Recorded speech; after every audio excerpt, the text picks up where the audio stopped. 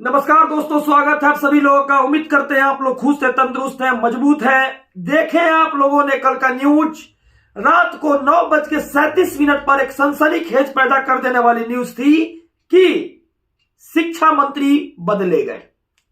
आप यह बात हर जगह से सुन लिए हैं, हर जगह से देख लिए हैं, लेकिन आज का खबर बहुत ही उम्दा होने वाला है।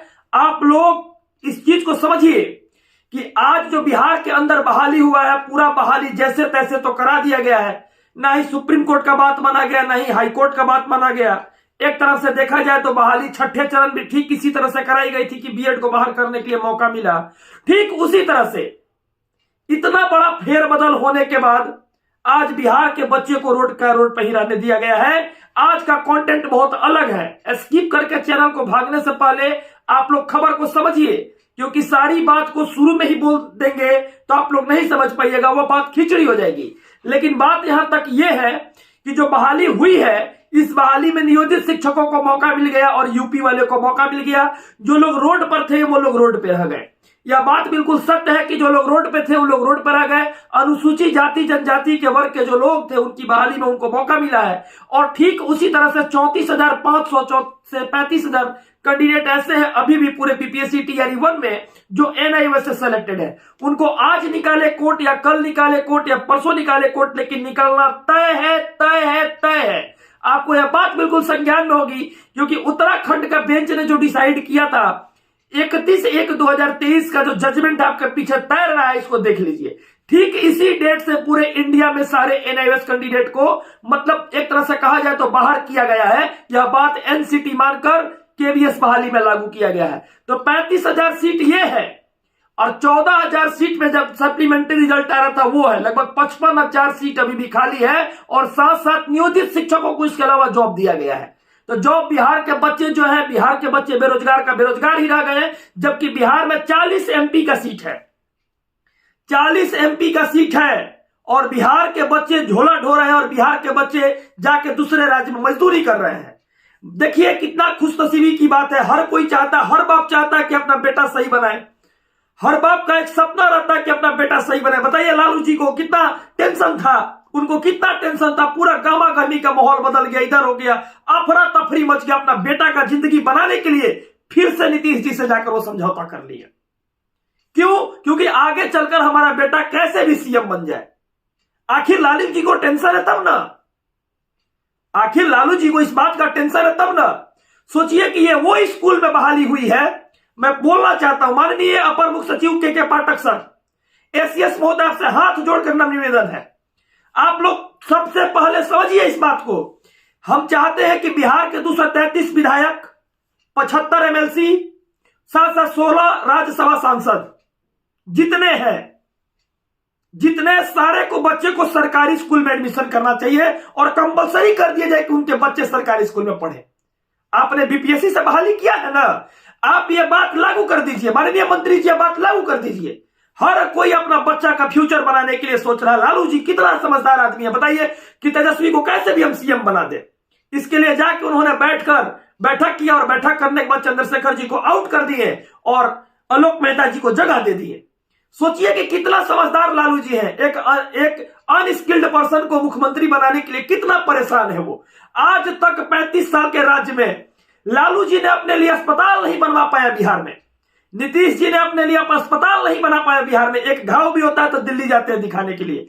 लालू जी को कुछ बीमारी होता है सिंगापुर चल जाते हैं दिखाने के लिए। एक अस्पताल उन्होंने नहीं बना पाया। तो मैं पूछना चाहता हूं कि क्या अपने लिए स्कूल बनवाए हैं बिहार में कि उनके बच्चे जाकर पढ़े? तेजस्वी जी, आप स्कूल बनवाए हैं? आखिर जितने नेतागण लोग हैं, 243 को नेता है, विधायक है, 75 को एमएलसी है, साथ साथ 16 राज्यसभा सांसद है, 534 ब्लॉक में कितना स्कूल बनवाए हैं आप लोग के अपने बच्चे को पढ़ा पाइएगा? इस चीज का मैं क्वेश्चन करना चाहता हूं।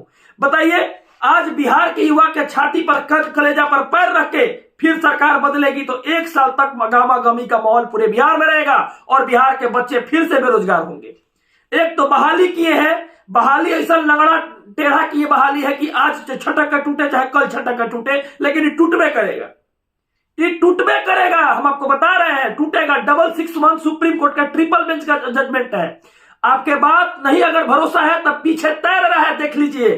आज हो या कल हो, इनवैलिड होना ही है इसको। और ये आप ही लोग का कारनामा है, ये हमारा कारनामा नहीं है, आप ही लोग का कारनामा है। हम बता रहे हैं कि आप लोग इस चीज का संज्ञान ले लिए। 661 का जजमेंट पीछे तैर रहा है। देखिए इसमें लिखा गया है जितने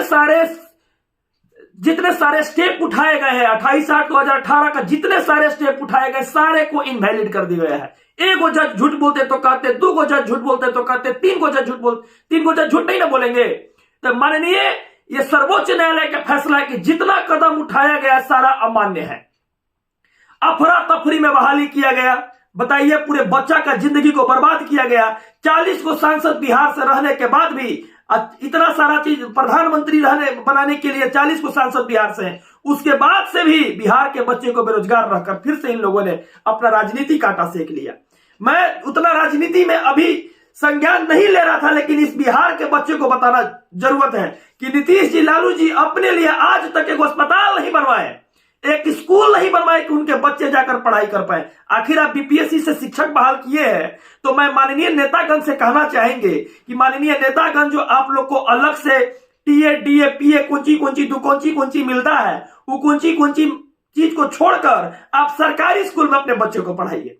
हम ये भी कहेंगे माननीय नेतागण, अपने बच्चे का इलाज और अपना इलाज बिहार के कोनो ऐसा अस्पताल बनवाइए कि उसमें अपना इलाज करवा पाइए। आप लोग देखिए, आप लोग के पास तो नेता मंत्री का फंड होता है, आप चल जाते हैं दिल्ली, तो एक वो अस्पताल बता दीजिए कि आप बनवाए हैं जिसमें आपका इलाज हो पाए। एक वो स्कूल बता दीजिए बिहार के जो आप बनवाए हैं जिसमें आपका बच्चा पढ़ पाए। ये हम नहीं, पूरे बिहार के बच्चा पूछ रहा है, और ये बहाली आप ही लोग फंसाएंगे।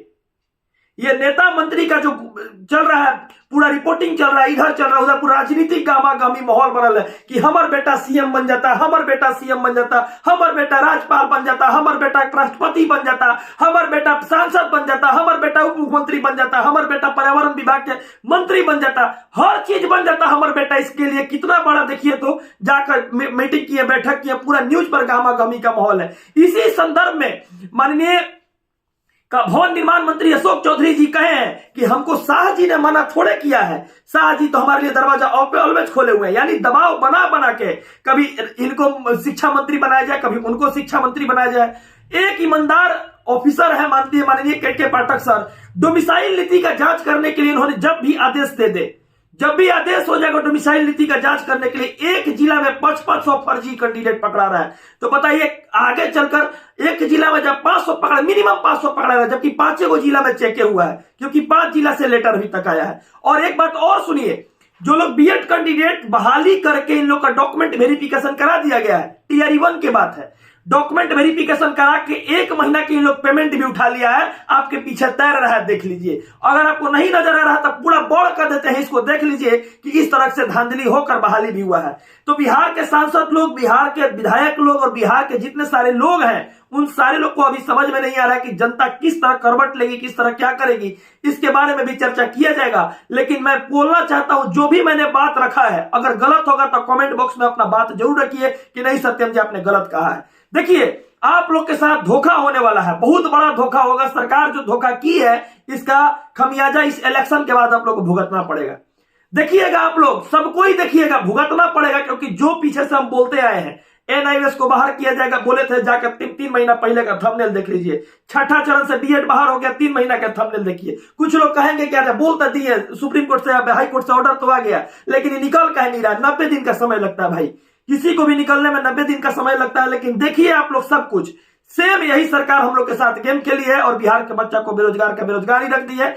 जो लोग अभी नए होकर देख रहे हैं, उनको भी समझना चाहिए इस बात को कि क्या मैं गलत बोल रहा हूं कि क्या मैं सही बोल रहा हूं। चलिए, धन्यवाद सारे भाइयों को। अगले